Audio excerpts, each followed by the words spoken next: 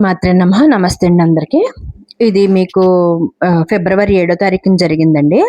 మా ఊర్లో ఇక్కడ రాఘవేంద్ర స్వామి టెంపుల్ ఉంటది. అక్కడ ఆశ్లేష బలి పూజ ఒకటి మొదలుపెట్టారండి. దానికి ఎక్కువ డబ్బులు అవ్వవండి. తక్కువే తీసుకుంటారు. ఇది రాఘవేంద్ర స్వామి టెంపుల్ కాకినాడలో ఉంటదండి. నేను ప్రతి గురువారం ఈ గుడికెళ్తాననమాట. నాకెక్కువ సాయిబాబా కంటే కూడా రాఘవేంద్ర స్వామి అంటే చాలా ఇష్టం. ఎందుకంటే ఆయన్ని నేను పూజ చేసుకున్నాక కొన్ని మార్పులు నా లైఫ్‌లో చూశాననమాట. అందుకని ఇక్కడేంటంటే ముందు రోజు మేము కొంచెం మనీ ఎక్కువ తీసుకోరండి. రూ. 200 తీసుకున్నారు. ఇక్కడ ఆ రోజు మరుసటి రోజు ఏంటంటే 7 తారీఖు శనివారం నాడండి. శనివారం నాడు ఇక్కడ ఆశ్లేష బలి పూజ అనమాట. దీనికోసం ఆశ్లేష బలి పూజ అంటే మీకు అందరికీ తెలిసే ఉంటది. ఇది కుక్కి సుబ్రహ్మణ్యేశ్వర స్వామి గుడిలో మాత్రమే చేస్తారు.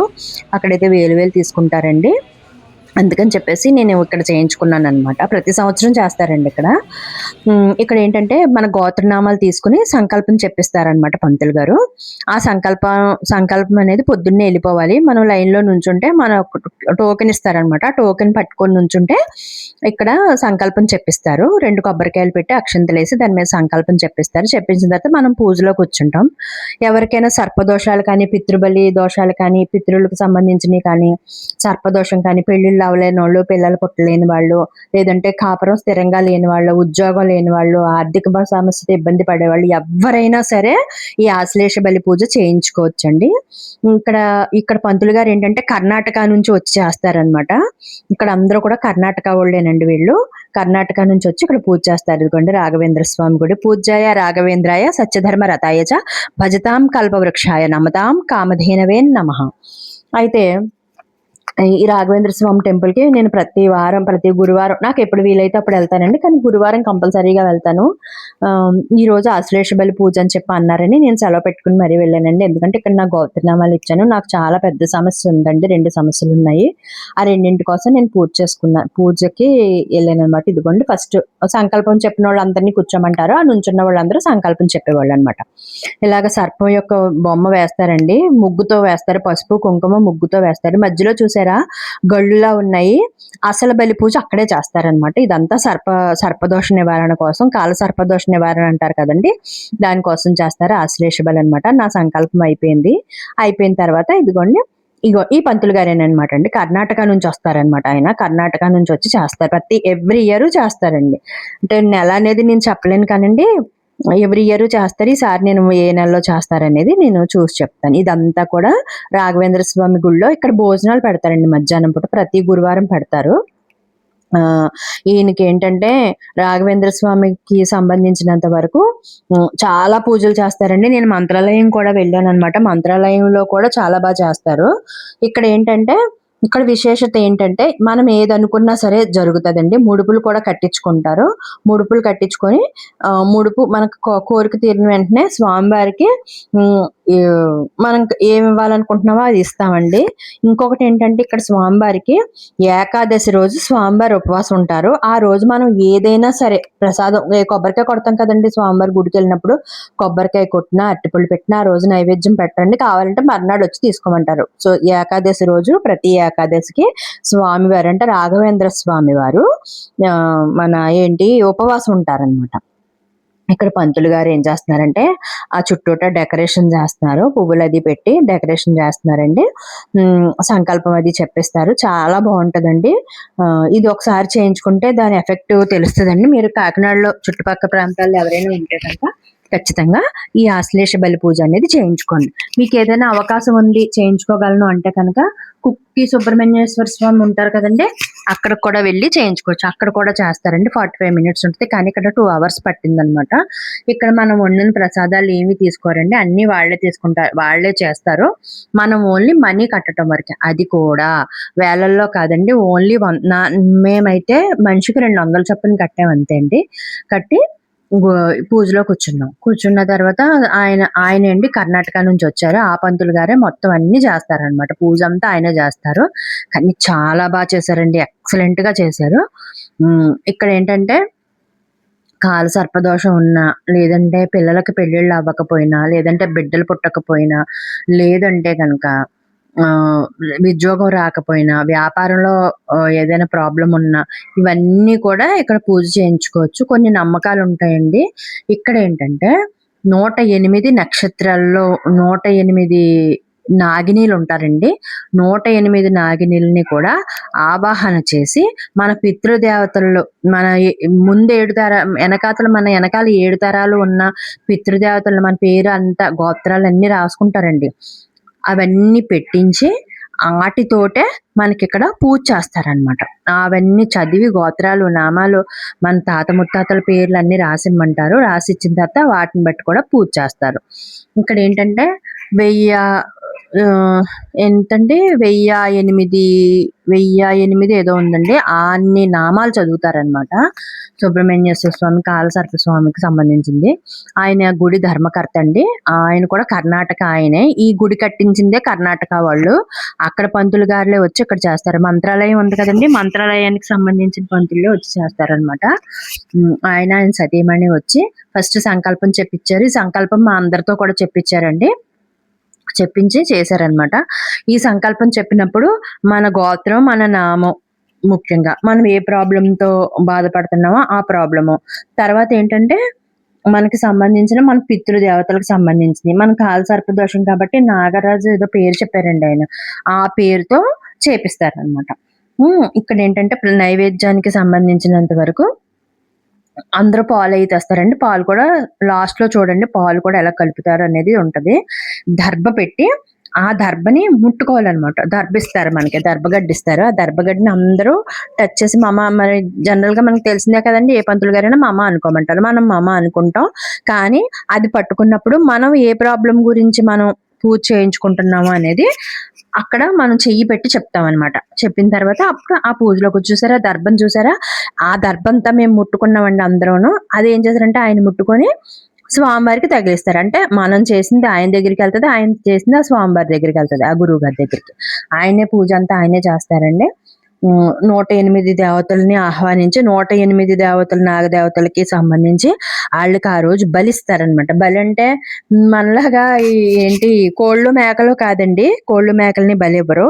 బలి అంటే ఏం చేశారంటే అండి, పప్పు అన్నం ఉంటది కదండి. పప్పు అన్నం అంటే మనం పూర్ణాలు తయారు చేసుకుంటాం కదా బూరికి, అలాగా బెల్లం శనగపప్పుతో అగోండి పూర్ణాలు తయారు చేస్తారు.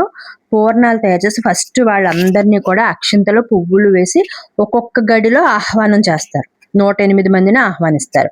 ఆహ్వానం చేసి వాళ్ళకి ధూపదీప నైవేద్యాలు పెట్టాలి. నైవేద్యం అని వచ్చినప్పుడు మనం భగవంతుడికి ఎలా నైవేద్యం పెడతామో అలాగే ఈ పూర్ణంతో చూసారా ప్లేట్ లో పెట్టారు కదా, ప్లేట్ లో పెట్టినవన్నీ కూడా పూర్ణాలు అనమాట. ఆ పూర్ణాన్నే మనం బలి కింద ఇస్తాం. అంటే బలి అన్నం అంటారు కదా, అలా బలి కింద పెడతాం అనమాట. ఇప్పుడు ఒక్కొక్క దానికి ఒక్కొక్కటి పెట్టి ఎంతమందినైతే 108 మంది పేరు పేరు అవన్నీ మేము ముట్టుకున్నామండి. అందుకనే మేము అవన్నీ టచ్ చేసాం కాబట్టి ఆ దర్భని పట్టుకుని దర్భకు చెప్పుకున్నాం మా కోరిక ఏంటని. అందుకనే ఈ ధర్మకర్త గారు ఏం చేశారంటే ఆ దర్భని అతనికి టచ్ చేశారనమాట. ఇదండి ఇక్కడ జరిగింది. ఇప్పుడు ప్రతి దానికి కూడా జరుగుతూ ఉంటది అనమాట. ఆ పూజ అలా చేస్తూనే ఉంటారండి. ఈ పంతులు గారు చాలా మంచి ఆయనండి. వెళ్ళిన ప్రతిసారి కూడా చాలా బాగా రిసీవ్ చేసుకుంటారు మమ్మల్ని. అదిగోండి పక్కన కూర్చున్నారు కదా, ఈయన ఒక్కొక్కటి అందిస్తూ ఉంటారు. ఒక్కొక్కటి అలా అందిస్తూ ఉంటే అది బలి పెడతా ఉంటారు అనమాట. అంటే ఎవరు 108 మందికి 108 బలులు పెడతారనమాట. 108 బలులు పెట్టిన తర్వాత ఆఖరిసారిగా ఆఖరి బలి కూడా అయిపోయిన తర్వాత ఇందులో మరమరాలు, పేలాలు, మరమరాలు, ఈ పూర్ణం బియ్యం కలిపి మనకి పెడతారనమాట. పెట్టిన తర్వాత అది బలిదానం ఇచ్చాక అగోండి హారతి ఇచ్చేస్తున్నారు. అయిపోయింది అనమాట, పూజ అయిపోయింది. దీనికి ఇంచుమించుగా 2 hours పైన పట్టిందండి. ఈ హారతి కూడా ఇంచుమించుగా చాలా హారతి అండి ఇది. నక్షత్ర హారతి, నాగహారతి, తర్వాత ముత్యాల హారతి, తర్వాత తమలపాకు హారతి, అలాగా దగ్గర 10 రకాల హారతులు ఇచ్చారండి. 10 రకాల హారతులు స్వామివారికి. అంటే స్వామి అంటే ఎవరంటే ఇక్కడ నాగదేవత అనమాట. ఈ నాగదేవతకి ఇచ్చారండి. మనం పట్టుకెళ్ళి ఏమన్నా ఉంటే పెట్టొచ్చు, చూడొచ్చు. మనం పట్టుకెళ్ళి అంటే పెడతారు. కానీ ఆ రోజు అయితే మాత్రం ఎవరికి భోజనం పెట్టవండి. కానీ ఆఖరిలో చెప్తారు ప్రసాదం తీసుకొని వెళ్ళండి అని చెప్తారండి. ప్రసాదం అంటే మనం ఏంటో అనుకుంటాను, మీరు అలా అనుకోకండి. ప్రసాదం అంటే ఏంటంటే ఆ పూజ చేసిన తర్వాత 2 పసుపు ఉండలు పెద్ద పసుపు ముద్ద చేసి పెడతారండి. పసుపు ముద్ద చేసి అక్కడ పూజ చేస్తారనమాట. ఆ పసుపు ముద్దలో చిన్న చిన్న ఉండలు చేసి మనకి ఇస్తారు. చిన్న చిన్న కొంచెం ప్రసాదం కింద ఇస్తారు. అది ఏం చేస్తామంటే మనం ఇంటికొచ్చి ఇక్కడ ఏంటి నుదుటిన పెట్టుకుంటాం అనమాట. మన కోరిక తీరుతదని ఒక నమ్మకం.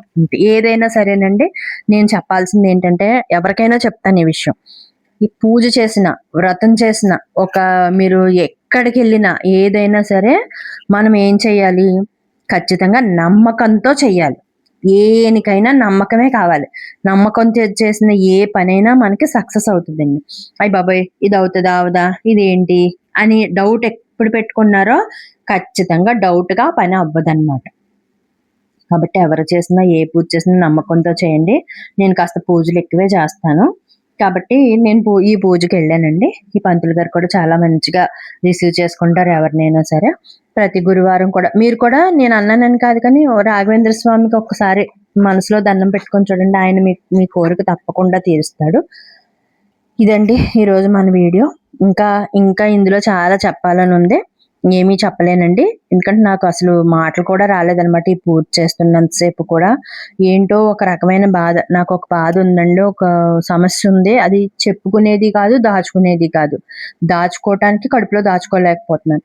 బయటికి చెప్పుకోవటానికి అది చెప్పుకునే అంత రిలేషన్స్ నాకెవరూ లేరు. అది చెప్పుకోవటానికి అంత ఇది కూడా బయటికి చెప్పడం వల్ల వచ్చే ఉపయోగం కూడా నాకు లేదు.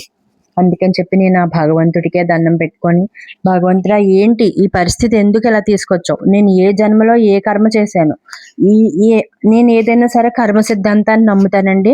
మన కాలుకి దెబ్బ తగిలినా, మన ఇంట్లో ఏదైనా జరిగినా, ఏది జరిగినా అది కర్మను బట్టే జరుగుతది. సంచిత కర్మ, ఆగామి కర్మ, ప్రారబ్ధ కర్మ అని. నాయన్నీ సంచిత కర్మలేనండి. నేను చేసుకుని భూమి మీదకొచ్చిందే సంచిత కర్మ చేసుకొనొచ్చాను కాబట్టి నాకన్నీ కర్మ వల్లే జరుగుతున్నాయని నేను యాక్సెప్ట్ చేస్తాననమాట. ఇప్పుడు నేను ప్రెజెంట్ ఉన్న సిచ్యువేషన్ కూడా నేను యాక్సెప్ట్ చేస్తాను. ప్రతి ఒక్కరు కూడా ఎవరు ఏ పరిస్థితుల్లో ఉన్నా కూడా ముందు సిచ్యువేషన్‌ని యాక్సెప్ట్ చేయండి. చేసి తర్వాత మీ సమస్య ఏదైనా ఉంటే బాధుంటది, ఉండదని నేనేం చెప్పనండి. ప్రతి మనిషికి బాధుంటది. బాధున్న ప్రతిసారి కూడా ఏడవాలనిపిస్తది. ఎంత ఏడుస్తారో అంత ఏడ్చండి. భగవంతుడిని వదలకండి. నా దృష్టిలో యూనివర్స్ భగవంతుడంటే నా దృష్టిలో యూనివర్స్. అంటే మీరు అనొచ్చు పూజల దగ్గరికి ఎలా వెళ్తారండి అంటే, ఇవి నాకు పుట్టుక నుంచి ఉన్నవే. ఇవాళ నేను కొత్తగా ఏం మధ్యలో తెచ్చి పెట్టుకోవట్లే. కాకపోతే నేను మధ్యలో నేర్చుకున్నది యూనివర్స్ గురించి నేర్చుకున్నాను. ప్రకృతి గురించి నేర్చుకున్నాను. కాబట్టి ఏదైనా మన ప్రకృతిలో జరిగే ఉంటది. చూడండి నేను ఇంతకు ముందు వీడియోలో కూడా చెప్పాను. ఎంసీ ఏంటది ఇంటర్మీడియట్‌లో ఎంసీ ఏదో ఉంటది కదండీ! ఒకటి. అందులో కొన్ని క్వెషన్స్ ఉంటాయి. సమ్స్ అయ్యి ఉంటాయి కదా! ఆ సమ్స్ ఎలా వస్తాయి? ఆన్సర్ ఉంది కాబట్టి సమ్ ఉంది. ఆన్సర్ లేకపోతే క్వెషన్ లేదు కదా! ఇక్కడ కూడా అంతే. జీవితంలో కూడా మనకున్న సమస్యకి ఖచ్చితంగా సమాధానం ఉంటదండి. మనకి ఏ సమస్య ఉందో ఆ సమస్యకి సమాధానం ఉంటది కాబట్టే మనకిక్కడ ఇది ఉంటదండి. ప్రశ్న అనేది వస్తది. కాబట్టి ఆ ప్రశ్న భగవంతుడికే వేసి వదిలేయండి. మీరు భగవంతుడని ఎవరిని అనుకుంటారో వాళ్ళకే వేసేసి వదిలేయండి. ఇదిగోండి హారతి ఇచ్చేస్తున్నారు. హారతి అయిపోయిన తర్వాత పాలు కలుపుతారనమాట ఇక్కడ స్వామివారికి. పాలు కలిపి పాలుతోటి ఆ పాలే మనకి తీర్థంగా ఇస్తారనమాట. ఆఖరి హారతి కూడా అయిపోయిందండి. చాలా బాగా జరిగిందండి. అంటే ఇది వాయిస్ పెట్టకూడదు అని చెప్పి అక్కడ రికార్డింగ్ నేను పెట్టలేదండి. లేకపోతే గంటలు మోగుతుంటే ఉందండి. ఒక రకమైన వైబ్రేషన్ వస్తుందనమాట మనలో. ఇదేనండి ఈరోజు మన వీడియో. ఈ వీడియో కనుక నచ్చితే లైక్ చేసి, షేర్ చేసి, సబ్స్క్రైబ్ చేయండి. నా ఛానల్‌ని ఒకసారి మీరు కూడా అందరూ చూడండి. నేనేమన్నా పొరపాటుగా మాట్లాడుంటే నన్ను క్షమించండి. Thank you so much all my subscribers. Thank you.